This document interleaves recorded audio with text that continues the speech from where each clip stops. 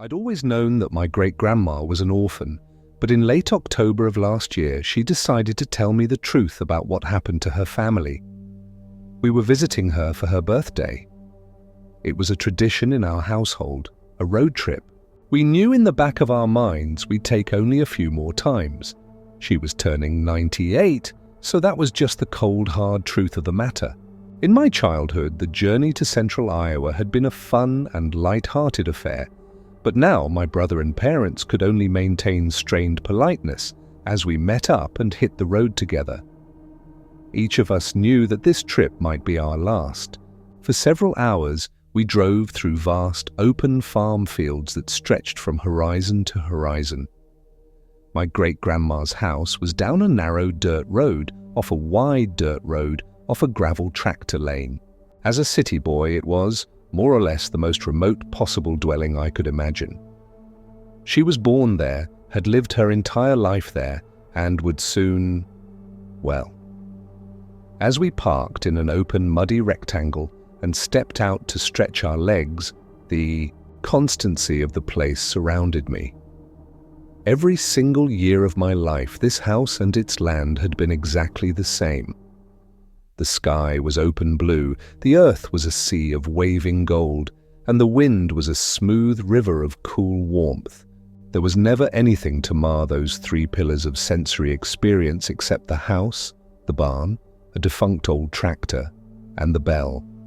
The bell was a simple thing raised high on an old metal crook. It sat out in the fields about a quarter-mile from the house, serving as a measure of the wind. If a storm was coming, the bell was supposed to ring, a necessary precaution in tornado country. The only problem was, the bell and its crook had rusted over long ago. Every time I got out of the family van from age 5 to age 26, I glanced that direction and felt a sense of unease as my gaze fell upon that decayed artifact. This time, at age 27, I looked over and saw that the bell had been scraped and polished clean of rust. It glinted in the sunlight, practically daring me to look at it. I followed my family inside while struggling with a feeling of dread that I couldn't articulate. Who had cleaned the bell? And why? I tried to stop thinking about it as we gathered in the kitchen and said our hellos. My great-grandma was making tea and shooed off our attempts to help. She was a frail woman whose movement was difficult, but she'd never let that stop her. The Wi-Fi password is on a note in the living room, she told us with unquestionable authority. Go stare at your phones and the tea will be ready in a moment. My brother and I did as we were told, but my parents turned on the television instead of looking at their phones. For a few minutes, we stayed in our separate worlds, only returning to the present when my great-grandma brought in the tea. And we had a nice time. That night, when everyone else was long asleep, I happened to open my eyes and see a glow under the door of the guest room I shared with my brother. My parents were in a different room and would not see the same light, so it was up to me to investigate. Quietly, so as not to wake him, I crept out and down, finding my great-grandma still awake. She sat in her big jade leather chair, her gaze on the television. She asked me without looking my way, "You don't fall for this stuff, do you?" "What, like ads?" She pointed her thin little arm at the nearby couch. "Sit." I sat. "I'm going to tell you a family secret," she said softly, finally looking my direction. "It's for you and possibly for your brother, but not your parents. Do you understand?" I didn't, not fully, but I nodded. "You know I was an orphan for a time. Born in this house, lived with my family, but then raised by an uncle after it happened?" She didn't wait for my nod. I was 10 years old that night. It was my birthday. My mother had gotten me a small cake about the size of your fist. I looked forward to that cake every year. Since we didn't exactly have sweets bounding about back then, it was 11 cents, so rather expensive, but my mother got one for every One of us on our birthdays, no matter what she had to scrimp or save. All year long, I saw Mary get her cake in January, Arthur get his cake in March, Eleanor in June, Clarence in July, then Ruth a week after Clarence. Then it was months and months until me, the odd one out, on October 29th. I was so excited for that cake. As the days rolled closer, as the morning dawned, as the hours inched by, I hopped around the house like a bunny rabbit. But I wasn't allowed to eat it until well after supper. I stared at the clock, so I know. Yes, that one on the mantel there, the brass and chrome one, same one. But I stared at the clock, so I know. Night fell at 6:41. That was the moment bright orange stopped glinting off that clock and my mother rose to light a lamp. I looked up at her. Now? She smiled and shook her head. My brothers and sisters complained in a chorus in support of me, but she just shook her head at them. Too soon, and she'll ruin her supper. Father came in from the fields, not long after that, dirty and tired as all get out. He ate in silence while we chattered endlessly about what type of cake it would be. Under the frosting, who knew? It might be raspberry, vanilla, or even chocolate. We grew silent as Father neared the cleaning of his plate, an event which would mark the end of supper. 4 pieces of meat and bread remained, then 3, then 2. Any moment now. He stopped at the last piece, holding it unmoving above the remaining dollop of gravy. We turned our heads. It was the bell. The bell was ringing out in the fields. Father grunted, then put the last piece of his food back on his plate before rising. He opened the front door. We braced ourselves for the wind, but none came. He spat on and held up a finger to the night air, then shook his head. He moved back into our lamplight and sat. Arthur asked, "Is it going to storm?" Mary asked, "Is there going to be a tornado?" My mother shook her head, smiled at us and told us not to worry, no wind meant no storm. But that bell kept ringing. My father dipped his last piece of food in the gravy and prepared to eat it, despite the constantly ringing bell, but then sighed and put it back down. He motioned to Clarence. Clarence was the oldest, so he understood. He was nearly a man himself, and tying the bell would be no problem. He grabbed a candle, protected the flame with his hand, and headed out the open front door. My brothers and sisters and I piled up to the window. Opening it, we found nothing, but absolutely still chilly air. We watched his little spot of light move out around the house and into the fields in the direction of the bell.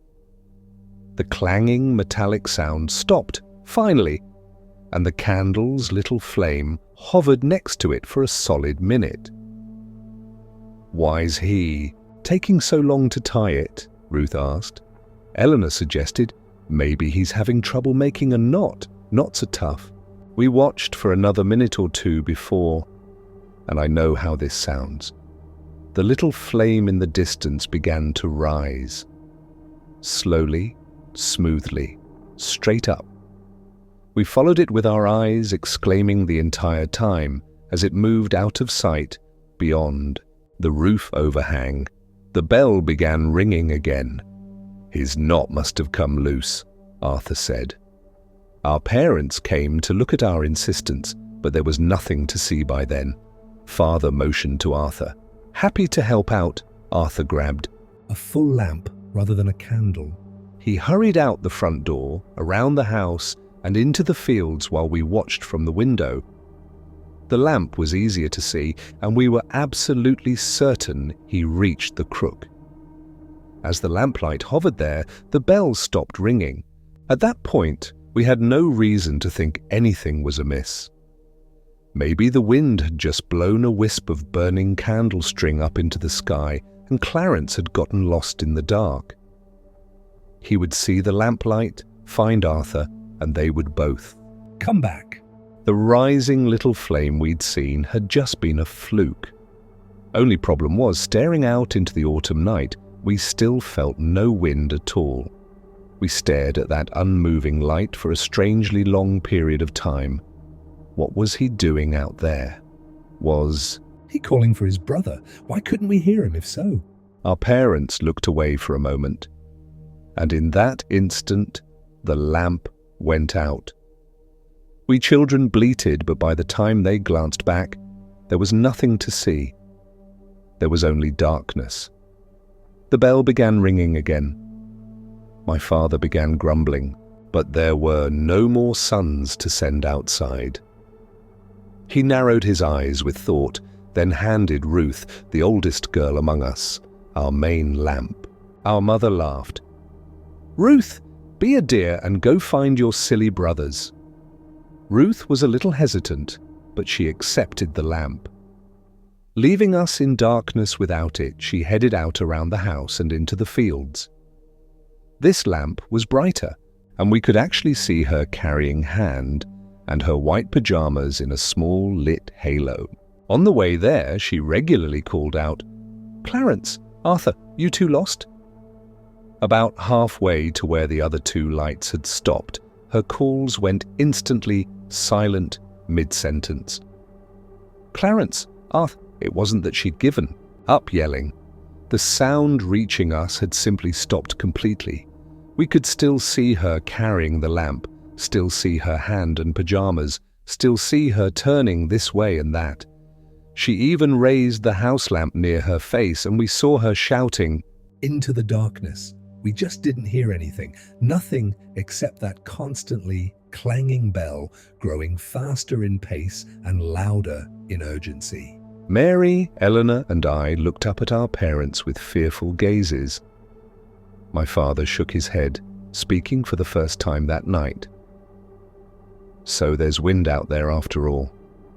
The air is like a river inside an ocean. It's moving fast out there, carrying her voice away, but we can't feel it here." My mother seemed worried, but she nodded and accepted that. We saw her accepting it, so we gulped and believed it too. We all glued our eyes to that open window. Ruth reached the bell. And in that stronger light, it entered our view unmoving at the exact same time we heard it stop ringing.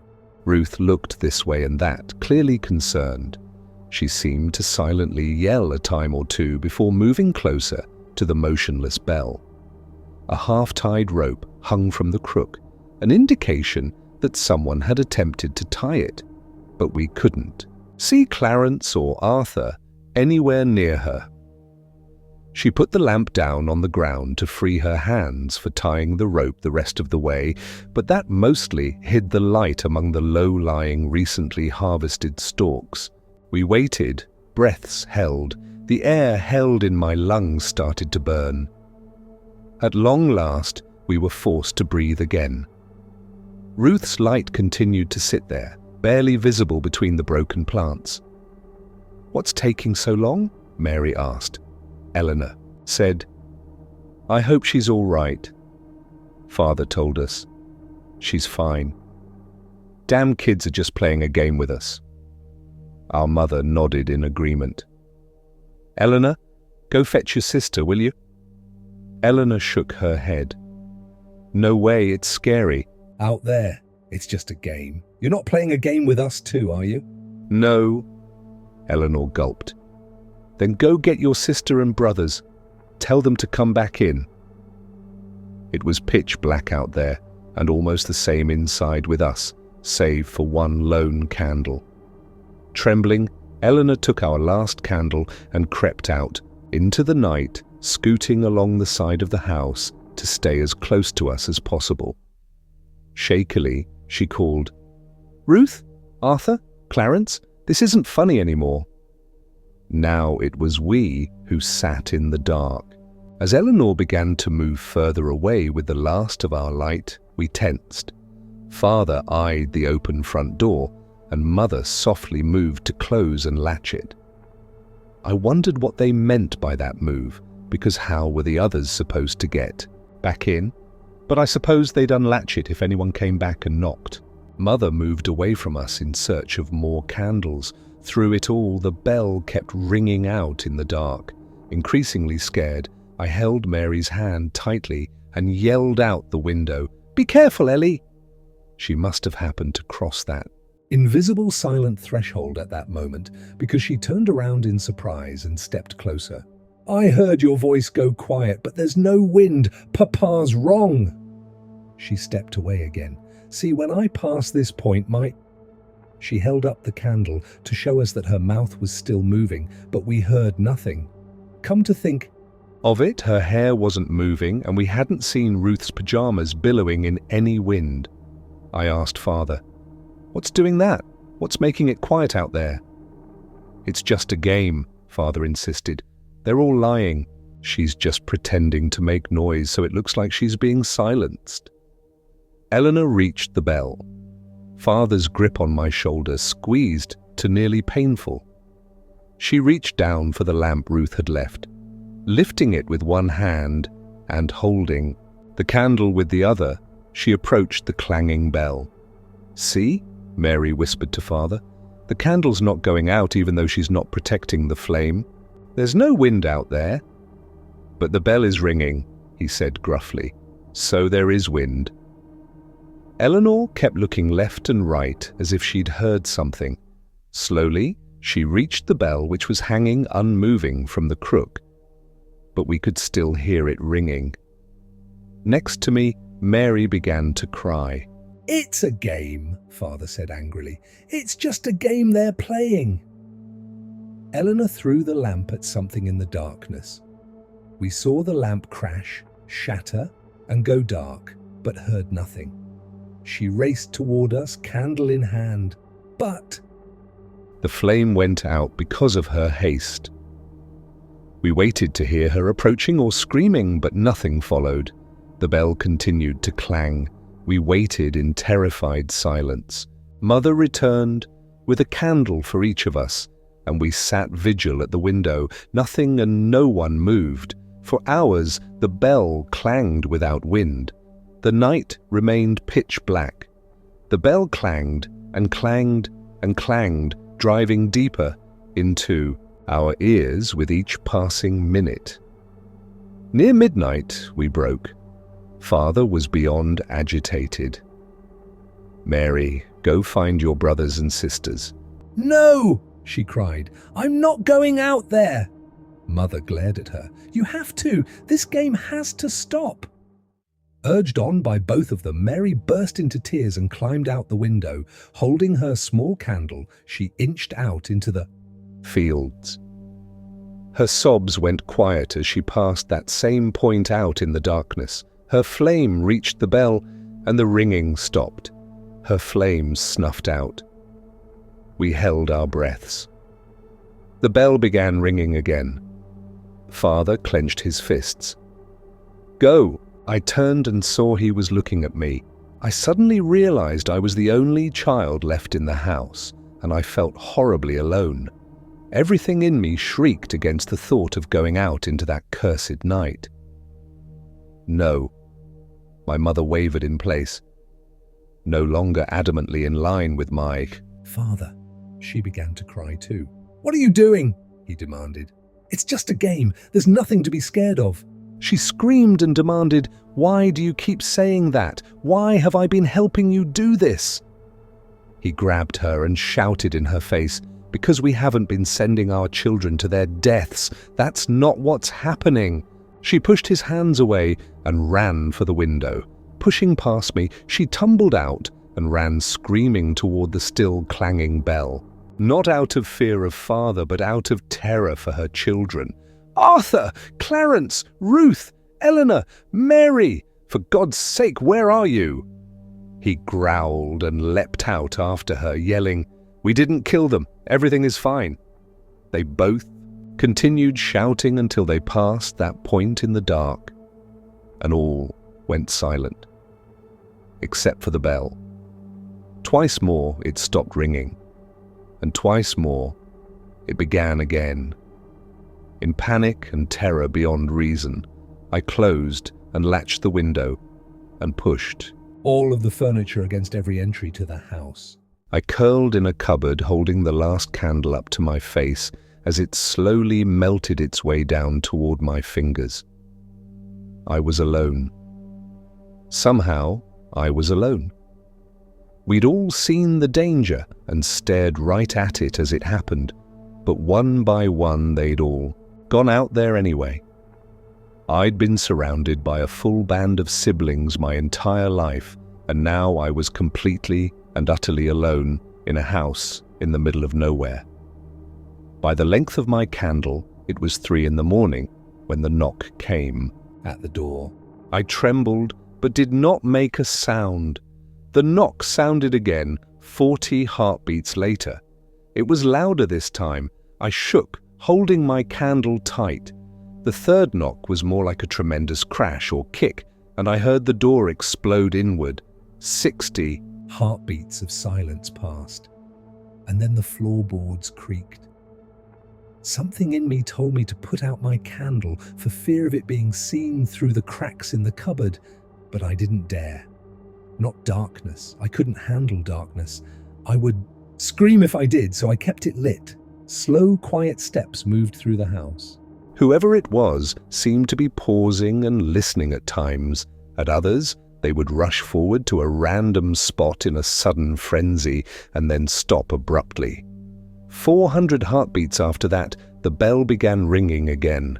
But this time, it rang.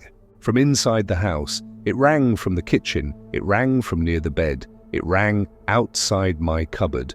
Clang 10 feet away, clang 5 feet away, clang right up against the cupboard door. And then it opened. I sat expectantly, mouth open and eyes wide, as I waited for my great-grandmother to continue. After a bit, I realized that was it. But what did you see? She shook her head. That's not the point. I'm here, so obviously I survived, and a young man like you doesn't need to know what horrors walk this world outside the paved cities of man. Gulping, I asked, You're not just pulling my leg, this really happened? Yes. Her gaze went distant by television light. But here's what I want to tell you and what you should tell your brother.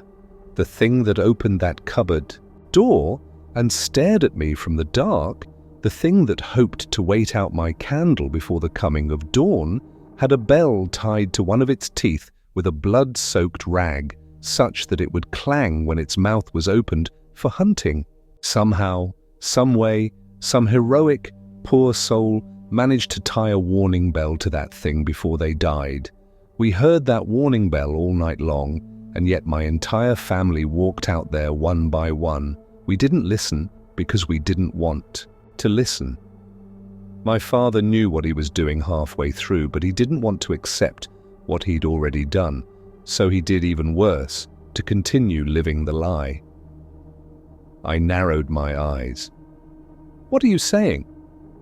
She grabbed my hand briefly. Fear will tell you to put your candle out, but your head will tell you to keep it lit. Don't give in to fear. You keep it lit, you'll get through this. Turning my head, I became aware of a sound in the distance. Is that the bell? I was so caught up I didn't notice. How long has that been ringing? She just clenched her fist and turned back to the television.